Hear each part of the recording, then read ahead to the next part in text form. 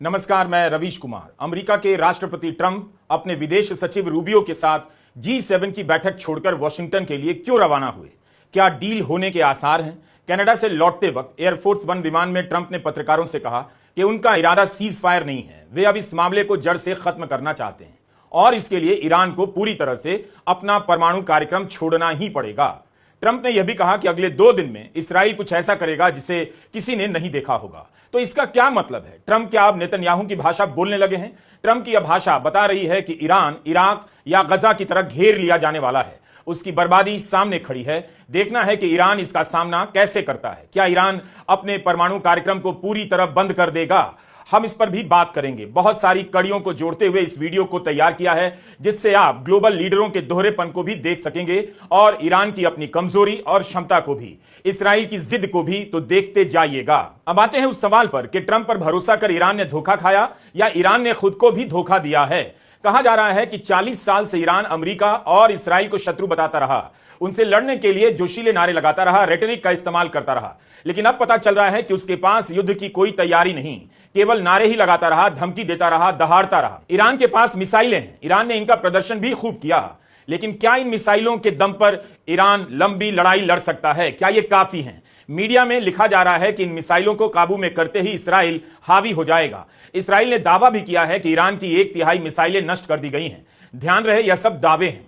अभी तक के हमले में दिख गया है कि ईरान के पास वायुसेना नहीं है, ईरान के पास आधुनिक फाइटर प्लेन भी नहीं है, टैंक नहीं है। कम से कम पश्चिमी मीडिया में ईरान को इसी तरह से पेश किया जा रहा है। अब तो इसराइल दावा कर रहा है कि उसने तेहरान के एयर स्पेस को अपने नियंत्रण में ले लिया है, यानी अब तेहरान के आसमान में किसका जहाज उड़ेगा फैसला इसराइल का होगा और इसके बाद इसराइल किसी को भी निशाना बना सकता है। ट्रंप कह रहे हैं तेहरान के लोग राजधानी छोड़ दें। ट्रंप तेहरान को खाली करने का आदेश दे रहे हैं। 1 करोड़ की आबादी वाले शहर को चले जाने के लिए कह रहे हैं। इसी तरह के आदेश इसराइल गजा में दिया करता था। इसराइल की सेना नोटिस जारी कर देती थी कि गजा का यह मोहल्ला खाली किया जाना है और उसके बाद बमबारी कर उस इलाके को तबाह कर देती थी। नागरिकों को चेतावनी देने के नाम पर केवल यह घोषणा कर दी जाती थी, मगर उसके बाद भी हमले में नागरिकों की ही हत्या की गई। यहां से वहां लोगों को भटकाया गया, अपने ही शहर में शरणार्थी बना दिया गया। तो अब यहां से ट्रंप और नेतन्याहू की बोली और नीति को भी देखिए, ईरान की दहाड़ और उसकी कमजोरी को भी। तेहरान में 1 करोड़ लोग रहते हैं, न्यूयॉर्क जैसा बड़ा शहर है। इतने लोगों को ट्रंप कहीं भाग जाने की बात कर रहे हैं। इसराइल से कोई अपील नहीं कर रहे हैं। इसराइल की पूरी आबादी करीब 1 करोड़ की ही है और उसके लिए 1 करोड़ आबादी को तेहरान से भागने की बात कही जा रही है। पश्चिमी मीडिया के अखबारों का कवरेज ही सबसे बड़ा है, उन्हीं के संवाददाता इन इलाकों में हैं और वहां से रिपोर्ट कर रहे हैं, लेकिन उनके कवरेज को भी ध्यान से देखने की जरूरत है। कुछ अखबारों में ईरान को शक्तिशाली दिखाया गया है, ट्रंप पर सवाल किए जा रहे हैं, अमेरिका पर सवाल किए जा रहे हैं, लेकिन कईयों में सारी रिपोर्ट इसराइल के एंगल से लिखी जा रही है कि उसके हमले से ईरान तबाह हो रहा है, बिजली पानी सब बंद है, वहां तेहरान से लाखों लोग भाग रहे हैं। दूसरी तरफ कम पता चलता है कि इसराइल में क्या हो रहा है, वहां की जनता किस मानसिक स्थिति में है। यहां तक कि इसराइल ने ईरान के टीवी चैनल पर हमला बोला तो पश्चिमी मीडिया चुप रह गया। बहुत कुछ ईरान पर भी निर्भर करेगा कि वह पश्चिमी मीडिया और उसके जानकारों की थ्योरी को गलत साबित करने की स्थिति में है या नहीं। पश्चिमी मीडिया के पन्नों पर ईरान कभी भी मसल दिया जाने वाला देश बता दिया जाता है और ईरान की असली ताकत को बताने वाला मीडिया शायद बहुत कम है। ईरान की सरकारी मीडिया एजेंसियों में बहुत दम नजर नहीं आता। भारत के अखबार द हिंदू ने अपने संपादकीय में इसराइल को रोग नेशन लिख दिया है। हिंदी में मतलब हुआ इसराइल एक उदंड राष्ट्र है जिसके अवैध एक्शन से पूरे इलाके में शांति प्रभावित हो रही है। इन सब के बीच G7 की बैठक छोड़ वॉशिंगटन के लिए रवाना होने के समय ट्रंप ने कहा कि वो यानी ईरान डील चाहता है, जैसे ही मैं यहां से निकलूंगा हम कुछ भी करेंगे, मगर अभी मुझे यहां से जाना होगा। ट्रंप की एक बात अच्छी है, वे बाकी देशों के प्रमुखों के साथ अपने सहायक की तरह बात करते हैं। कनाडा से निकलते ही उन्होंने सोशल मीडिया पेज ट्रुथ पर फ्रांस के राष्ट्रपति मैक्रों को सुना दिया कि प्रचार के भूखे मैक्रों ने कह दिया है, मैं इसलिए G7 की बैठक से निकला हूं क्योंकि ईरान और इसराइल के बीच डील करने जा रहा हूं। यह बिल्कुल गलत है। मैक्रों को कुछ नहीं पता मैं वॉशिंगटन के लिए क्यों निकला हूं, लेकिन इसका सीज फायर से कोई लेना देना नहीं, उससे भी बड़ा कुछ होने वाला है। मैक्रों जानबूझकर ऐसा करते हैं या ऐसा हो जाता है, लेकिन हमेशा गलत होते हैं। हुआ यह था कि मैक्रों ने बयान दे दिया कि ट्रंप ने सीज फायर का प्रस्ताव रखा है, अगर यह हो जाता है तो फ्रांस समर्थन करेगा, बस ईरान में शासन परिवर्तन एक रणनीतिक चूक होगी। ट्रंप ने मैक्रों को पब्लिक में ही फटकार दिया। अगर सीज फायर के लिए ट्रंप वॉशिंगटन नहीं गए हैं तो क्या बड़ा हो सकता है? क्या अमेरिका ईरान पर हमला करेगा? ईरान तो मानता ही है कि हमले में अमेरिका भी शामिल है। क्या अमेरिका और इस्राइल को लगने लगा है कि ईरान को लेकर उन्होंने जो भी प्लान बनाया है वह अब हासिल होने जा रहा है? ईरान अब उनके कब्जे में आ जाएगा और मध्य पूर्व की जमींदारी इस्राइल को सौंपकर अमेरिका आराम से ताइवान पर फोकस कर सकेगा। पूरा इलाका चुनौतियों से अमेरिका के लिए कई दशकों तक खाली हो जाएगा।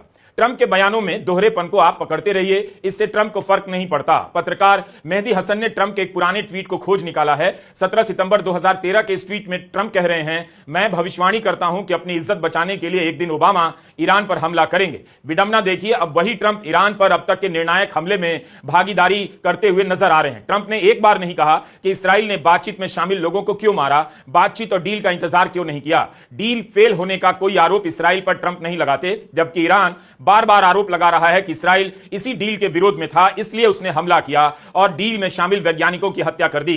यह भी आरोप लग रहा है कि ट्रंप ने ईरान को उलझाए रखा ताकि इस्राइल पीछे से हमला कर सके और अब आगे कोई भी ट्रंप पर भरोसा करने से पहले 10 बार सोचेगा। लेकिन यह सवाल ईरान से भी है कि ईरान ने क्यों भरोसा किया। इस्राइल और अमेरिका के बीच इतनी गाढ़ी दोस्ती के बाद भी अमेरिका पर कैसे भरोसा कर सकता है? और अपने को बचाने के लिए ईरान ने बम क्यों नहीं बनाया, हथियार क्यों नहीं जुटाए?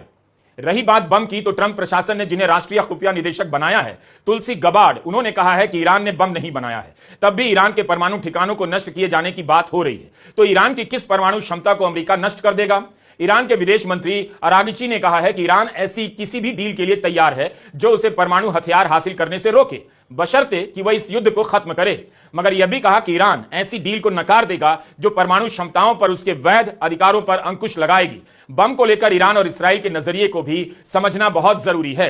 क्या ईरान ने बम बना लिया? किसी ने इसकी पुष्टि नहीं की। क्या ईरान बम बना सकता है? ईरान इससे इनकार करता रहता है। अमेरिका में भी लोग नहीं मानते ईरान ने बम बनाया है। अब ट्रंप अचानक से कहने लगे कि उन्हें परवाह नहीं कि ईरान क्या कहता है, लेकिन ईरान बम बनाने के करीब है। ऐसा लगता है कि इराक युद्ध की तरह एक और झूठ को गले लगाने का फैसला कर लिया गया है। ट्रंप की यह नई लाइन है। इसका मतलब है कि वे बम बनाने और डील को लेकर लगातार लाइन बदलते जा रहे हैं और इस्राइल की लाइन पर आते जा रहे हैं। बम से जुड़ा एक और मसला है, क्या ट्रंप ईरान पर दबाव डाल सकते हैं कि वह नागरिक इस्तेमाल के लिए यूरेनियम का संवर्धन ना करे? ईरान कहता है संवर्धन यानी एनरिचमेंट उसका अधिकार है, यानी परमाणु शक्तियों का विस्तार करना उसका अधिकार है। ईरान सरेंडर नहीं करेगा, नागरिक इस्तेमाल के लिए संवर्धन की बात पर अड़ा रहेगा। अब ईरान को लगता है कि अटैक में अमेरिका भी शामिल है, तो वह कैसे बातचीत के लिए यकीन करे? ईरान के विदेश मंत्री अरागाची ने कहा कि इस्राइल ने ईरान को बम बनाने से रोकने के लिए पहले ही हमला नहीं किया। ईरान तो इससे इनकार करता रहा कि बम बनाया है। इस्राइल ने हमला किया कि डील की बातचीत पटरी से उतर जाए। तो साफ है कि नेतन्याहू को ना तो कूटनीति चाहिए ना बातचीत। नेतन्याहू इस बात पर अड़े हुए हैं कि ईरान को नागरिक इस्तेमाल के लिए यूरेनियम एनरिचमेंट का अधिकार नहीं मिलना चाहिए। अगर मिल गया तो एक दिन वह बम बना लेगा। इसलिए वे डील का किसी भी तरह से विरोध करना चाहते हैं। उन्हें लगा कि अगर डील हो गई तो ईरान के न्यूक्लियर प्रोग्राम को नष्ट करने का उनका मकसद कभी पूरा नहीं होगा। लेकिन बिना अमेरिका के समर्थन के इस्राइल ईरान के परमाणु संयंत्रों को नष्ट नहीं कर सकता है। अब यह भी कहा जा रहा है कि अमेरिका ईरान के परमाणु ठिकानों पर हमला कर सकता है। अमेरिका में इस्राइल के राजदूत याखियल लाइटर ने कहा है कि अमेरिका ही एक अकेला ऐसा देश है जिसका बम फोर्डो परमाणु ठिकानों तक पहुंच सकता है। इससे एक और अर्थ निकलता है कि इस्राइल ने पहले दिन दावा किया था कि ईरान के परमाणु ठिकानों को नष्ट कर दिया गया है, सही नहीं। इस राजदूत ने यहां तक बोला है कि गुरुवार यानी 19 जून की रात को ऐसा हमला होगा जिसके सामने लेबनान का बीपर अटैक साधारण लगेगा। ईरान को बम भी बनाने नहीं देंगे और वहां सत्ता परिवर्तन भी करेंगे। परमाणु क्षमता नष्ट करने के साथ साथ सत्ता परिवर्तन की भी धमकी दे रहा है। नेतन्याहू ईरान में सत्ता परिवर्तन और खामेनेई की हत्या की बात करने लगे हैं। कहते हैं खामेनेई की मौत से यह संकट हल हो जाएगा, बढ़ेगा नहीं। ऐसा लगता है कि दुनिया सद्दाम हुसैन, मुअम्मर गद्दाफी की तरह खामेनेई का हाल देखने जा रही है। और यही नहीं, अरब देशों की एक बार फिर से चुप्पी और भागीदारी भी देखेगी। खुलेआम ईरान के सुप्रीम लीडर और शिया धर्मगुरु की हत्या की बात हो रही है। एक देश के प्रधानमंत्री कर रहे हैं। ईरान ने उम्मत बनाने की कोशिश की, शिया सुन्नी को एकजुट करने के नारे लगाए, लेकिन आज उसके साथ मुस्लिम देश भी नहीं नजर आते हैं। हाल के वर्षों में ईरान के पूर्व शाह मोहम्मद रजा पहलवी के बेटे से नेतन्याहू मिल चुके हैं। 2023 में दोनों की मुलाकात हुई है। वाशिंगटन शहर के पास रहने वाले शाह के बेटे ने बयान जारी करते हुए खामेनेई पर ईरान को युद्ध में खींचने का आरोप लगाया है। कहा है कि ईरान की सरकार कमजोर है और बिखरी हुई है। उन्होंने कहा कि यह सरकार गिर सकती है। मैं अपने साथियों से कहना चाहता हूं, ईरान आपका है और आपको वापस लेना होगा। मैं आपके साथ हूं, मजबूती से बने रहिए, हम जीतेंगे। मैंने सेना, पुलिस और सुरक्षा बलों से कहा है कि रिजीम को तोड़ दीजिए। अंतर्राष्ट्रीय समुदाय से कहता हूं, इस मरते हुए आतंकी रिजीम को फिर से कोई लाइफ लाइन मत दीजिए। अमेरिका में बैठकर पूर्व शाह के बेटे ने कहा है कि सेना को विरोध कर देना चाहिए। इसे लेकर गेस करने की भी जरूरत नहीं कि सत्ता परिवर्तन की योजना में अमेरिका भी शामिल है। इस्राइल का आत्मरक्षा का अधिकार गजब का अधिकार है। इस आत्मरक्षा के अधिकार में अपने आप यह भी शामिल हो जाता है कि इस्राइल के पड़ोस में जो भी सरकारें होंगी वो इस्राइल की मर्जी के हिसाब से होंगी। किस कानून से यह आत्मरक्षा का अधिकार होता है? अतिक्रमण का अधिकार ना माना जाए। जब दुनिया में विवेक समाप्त हो जाता है तब अतिक्रमण को आत्मरक्षा का अधिकार घोषित किया जा सकता है। इस्राइल इस अधिकार के आधार पर ईरान से लेकर खाड़ी के तमाम देशों में ऐसी सरकारों की स्थापना चाहता है जो उसके हित के लिए काम करें। खाड़ी के कई देशों में अमेरिका और इस्राइल समर्थक सरकारों की स्थापना हो चुकी है और उनके साथ दूसरे कई तरह के करार भी हुए हैं। इस्राइल ने अपने पक्ष में मोड़ा है। ईरान में भी ऐसी सरकार स्थापित करने की कोशिश है जो अमेरिका की भाषा बोले, सस्ते में तेल की डील करे, सस्ते में बेचे, अर्थव्यवस्था खोल दे, तेल के मैदान खोल दे। अमेरिका पूरी तरह से ईरान के संसाधनों को हथिया ले। मध्य पूर्व के विश्लेषक कहते हैं कि अगर अब इस्राइल रुक गया और ईरान में सत्ता परिवर्तन नहीं हुआ तो यह नेतन्याहू की हार होगी। 2003 से ईरान नेतन्याहू के एजेंडे पर है। इस्राइल के पास इसके लिए इस समय से अच्छा मौका कभी नहीं आएगा। इसलिए नेतन्याहू किसी भी हाल में पीछे नहीं हटेंगे। ट्रंप को इस लड़ाई में उतरना ही पड़ेगा। उनके पास युद्ध से बेहतर रास्ता यही है कि किसी तरह ईरान पर दबाव डालकर सीज फायर कराएं, क्योंकि अगर वे युद्ध में उतरेंगे तो अमेरिका यहां फंसेगा और ताइवान में चीन के लिए एक मौका बन सकता है। अमेरिका और चीन की लड़ाई का एक और पहलू है। दोनों आपस में भिड़ तो जाते हैं, लेकिन अमेरिका जब मध्य पूर्व में लड़ने जाता है वहां चीन पर्दे के पीछे हो जाता है। क्या चीन ईरान की मदद करेगा? चीन ने इस्राइल की निंदा की है, लेकिन निंदा तो सऊदी और कतर ने भी की है। क्या किसी को इस मामले में चीन की कोई भी भूमिका दिख रही है? जिस तरह से पाकिस्तान चीन के विमानों की मदद से भारत से लड़ रहा था, क्या पश्चिमी मीडिया में आपने कहीं भी पढ़ा है कि चीनी विमान ईरान के पास भी हैं? अभी तक के हालात से नहीं लगता कि चीन ने ईरान की बहुत ज्यादा मदद की है।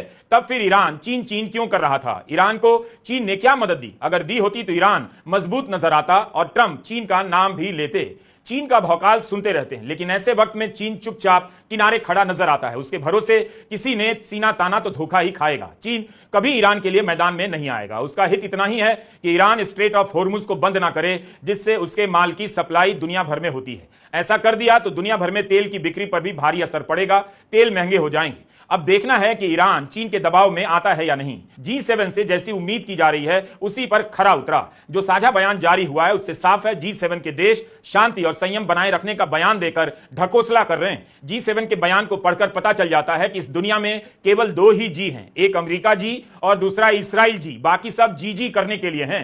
G7 के बयान की भाषा पर आपको गौर करना चाहिए। लिखा है, हम G7 के नेता मध्य पूर्व में स्थिरता और शांति के प्रति अपनी प्रतिबद्धता दोहराते हैं। इस संदर्भ में हम ये कहना चाहते हैं कि इस्राइल के पास अपनी आत्मरक्षा का अधिकार है। हम इस्राइल की सुरक्षा के प्रति अपना समर्थन दोहराते हैं। हम नागरिकों की सुरक्षा के महत्व को भी दोहराते हैं। आतंक और क्षेत्रीय अस्थिरता का मूल स्रोत ईरान है। हम इसे लेकर लगातार स्पष्ट रहे हैं कि ईरान के पास कभी भी परमाणु हथियार नहीं हो सकता है, लेकिन ट्रंप तो कह रहे हैं कभी भी बना सकता है।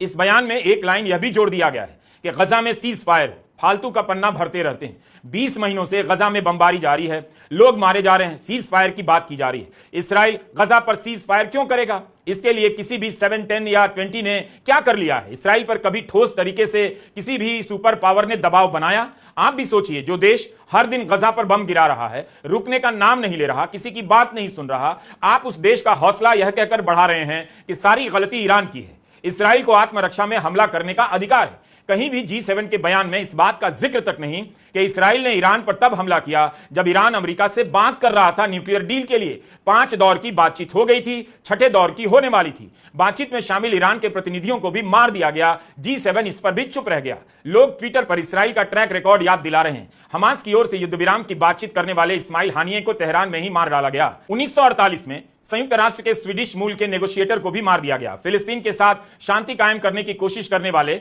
अपने ही राष्ट्रपति यित्ज़ाक रबीन की हत्या कर दी गई और अब ईरान के उन नेताओं की हत्या कर दी गई जो बातचीत कर रहे थे, डील के लिए तैयार थे। ईरान की जनता क्या चाहती है कहना मुश्किल है। बांग्लादेश में आपने देखा रातों रात सत्ता परिवर्तन हो गया। सीरिया में देखा, जिसे आतंकवादी घोषित किया गया था इनामी, उसे ही राष्ट्रपति बना दिया गया। अब सीरिया ईरान के खिलाफ अपने एयर स्पेस का इस्तेमाल होने दे रहा है। आतंकवादी को राष्ट्रपति बनाया गया तो क्या आपने नोट किया नोट कि आतंकवाद को परिभाषित करने की बात करने वाले प्रधानमंत्री मोदी ने इस पर कुछ भी कहा हो? ग्लोबल लीडर को इस पर तो बोलना ही चाहिए था। प्रधानमंत्री मोदी ने ग्लोबल मंच पर कितने ही भाषण आतंकवाद पर दिए हैं, लेकिन सीरिया की इस घटना पर चुप्पी क्यों साध गए? एक और बोगस थ्योरी की बात यहां जरूरी है। इलाके में व्यापक युद्ध छिड़ जाएगा या एक ऐसा भूत है जो सबसे पहले नचाया जाता है, फिर यह भूत अचानक गायब हो जाता है। गजा के समय भी कहा गया कि इस्राएल ने गजा पर हमला किया तो पूरे क्षेत्र में युद्ध छिड़ जाएगा, अरब फिलिस्तीन के समर्थन में उतर आएंगे। इस फर्जी थ्योरी को लेकर खूब पन्ने भरे गए, चारों तरफ से इतनी बार इसे दोहराते हैं कि सुनते हुए हम लोग भी अपनी बातों में जोड़ने लग जाते हैं कि पूरे इलाके में युद्ध छिड़ सकता है। 20 महीने से गजा में दिन रात नरसंहार चल रहा है। इस इलाके में युद्ध छिड़ने की बात 100% गलत साबित हुई। अब एक बार फिर से इस फर्जी थ्योरी को हवा दी जा रही है कि ईरान और इस्राएल से इलाके में व्यापक युद्ध छिड़ जाएगा। जब 2015 की डील हो रही थी तब खाड़ी के देश कहा करते थे युद्ध छिड़ जाएगा, पर डील हुई, 3 साल तक युद्ध नहीं हुआ, डील खत्म हो गई, 7 साल में युद्ध हो गया। तो दुनिया के नेता लोगों को उल्लू बनाते हैं, सब उल्लू बनते हैं। सबको पता है सऊदी अरब से लेकर कतर तक सब अमेरिका और इस्राएल के प्रभाव में हैं और इस्राएल पर निर्भर भी। अरब देश निंदा करेंगे, ईरान का साथ नहीं देंगे, वही करेंगे जो पहले भी किया है गजा के समय। कई सालों की बातचीत के बाद 2015 में ईरान P5+1 देश यानी चीन, फ्रांस, जर्मनी, रूस, ब्रिटेन और अमेरिका ने परमाणु संधि की। इसे JCPOA का नाम दिया गया, joint comprehensive plan of action. इस डील के तहत ईरान पर लगे प्रतिबंध हटाने के बदले उसके परमाणु प्रोग्राम पर अंकुश लगाए गए। उस समय के अखबारों में खबरें छपती थीं कि सऊदी अरब और इस्राएल डील का विरोध कर रहे हैं। 2016 में जब ओबामा सऊदी अरब की यात्रा पर आए तो उनके स्वागत में किंग अब्दुल्ला नहीं गए, कह दिया कि नमाज पढ़ने गए, जबकि वही किंग अब्दुल्ला बुश के स्वागत में एयरपोर्ट तक गए थे, उन्हें अपने फार्म हाउस में बुलाया। बाद में खाड़ी के देशों ने इस डील को स्वीकार भी किया, लेकिन खुलकर कभी स्वागत नहीं किया, क्योंकि खाड़ी के इन देशों को ईरान खतरा लगता है। यही वो डील थी जिसका ट्रंप ने सत्ता में आते ही विरोध करना शुरू कर दिया। 2018 में अमेरिका इससे बाहर हो गया, कोई नहीं रोक पाया। गजा के समय खाड़ी के देश फिलिस्तीन के हक में नहीं आए तो ईरान के लिए क्यों आएंगे?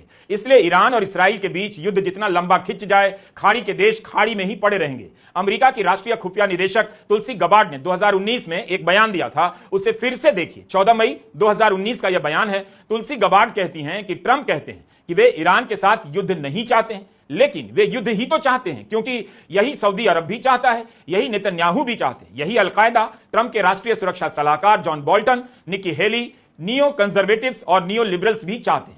ट्रंप ने उनको आगे रखा, अमेरिका को नहीं।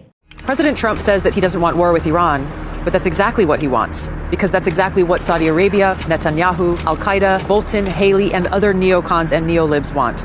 That's what he puts first, not America. बयान बदल बदल कर ग्लोबल लीडर आपको कंफ्यूजन में रखते हैं। जनता का काम कंफ्यूज होना रह गया है। इसराइल समय के हिसाब से बयान बदलता रहता है, टारगेट भी। पहले ईरान की सैन्य शक्तियों को खत्म करने की बातें किया करता था, फिर कहने लगा परमाणु क्षमताओं को खत्म करना चाहते हैं, और अब सत्ता परिवर्तन की भी बात कर रहा है। ईरान के पड़ोसी देशों को ठीक से देखिए। एक तरफ अफगानिस्तान है जो कमजोर हो गया है, हालांकि कह रहा है कि अगर अमेरिका ने ईरान पर हमला किया तो वह भी ईरान के साथ उतरेगा। दूसरी तरफ इराक है जिसकी क्षमता नहीं है। एक पाकिस्तान है, वो क्या करेगा आप जानते हैं। ये तीनों देश ईरान के काम नहीं आएंगे। एक और देश है जो ईरान से लगा है, सऊदी अरब और संयुक्त अरब अमीरात। दोनों अमेरिका और इसराइल का साथ छोड़ने की स्थिति में नहीं है। बच जाता है तुर्की, तो इस पर भरोसा करना मुमकिन नहीं है। कुछ बयान वगैरह जरूर आएगा, मगर तुर्की ईरान के लिए अमेरिका से पंगा नहीं लेगा। जॉर्डन और सीरिया भी ईरान के विरोध में है। ईरान के सुप्रीम लीडर अयातुल्ला खामेनेई ने अरब देशों से अपील की है कि वे इसराइल को सीज फायर के लिए अमेरिका पर दबाव डालें। अमेरिका ने इसराइल को अरबों रुपए के हथियार दिए, मगर उनके इस्तेमाल पर किसी तरह का प्रतिबंध नहीं लगाया। हथियारों का इस्तेमाल किस तरह होगा, नागरिकों पर होगा या नहीं, दूसरे देश में सत्ता बदलने के लिए होगा या नहीं, यह तय करने की आजादी इसराइल के पास है। एक तरफ ब्रिटेन कह रहा है दोनों देशों को पीछे हटना चाहिए, मगर दूसरी तरफ इसराइल के लिए फाइटर जेट भी भेज रहा है। ईरान अलग थलग पड़ चुका है, भौगोलिक रूप से भी घिरा हुआ है।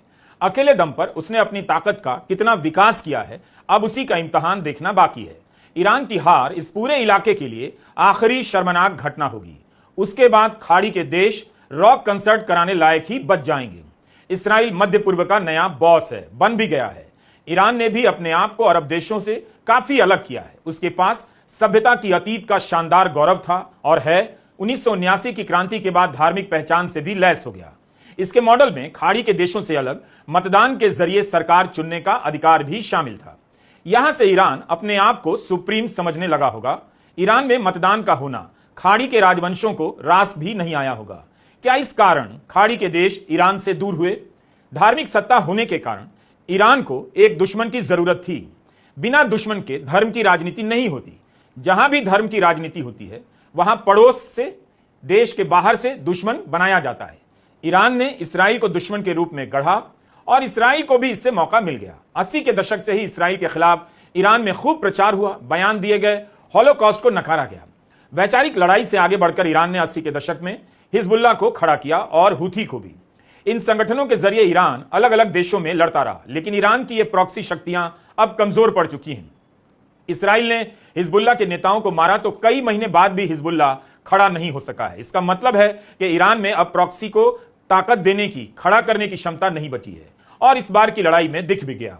दुनिया की 20 बड़ी सेनाओं में से एक ईरान की है। ईरान ने मिसाइल क्षमता का नया रूप पेश तो किया है, लेकिन सवाल उठता है कि ईरान कब तक इसके सहारे टिक पाएगा। 9 करोड़ की आबादी वाले देश को मिटा देना आसान नहीं, यह भी नहीं भूलना चाहिए। गजा की आबादी 20 लाख बताई जाती रही। 2 साल से इसराइल दिन रात बम गिराता रहा, तब भी वहां के लोग लड़ते ही रहे। बम से भी, भूख से भी, बीमारियों से भी हीरो की तरह लड़ रहे हैं। इसराइल को 2 साल लग गए, तब भी गजा पर पूरी तरह से नियंत्रण नहीं कर पाया है। भले ही मार रहा है, बेबस लोगों पर, निहत्थे लोगों पर हथियार बम गिरा रहा है, किसी का लेकिन दिल नहीं जीत पाया। ईरान में कैसे लोगों का दिल जीत लेगा? किस हक से बात कर रहा है कि वहां के लोगों को नई सरकार मिलनी चाहिए, रिजीम चेंज होना चाहिए। नमस्कार, मैं रवीश कुमार।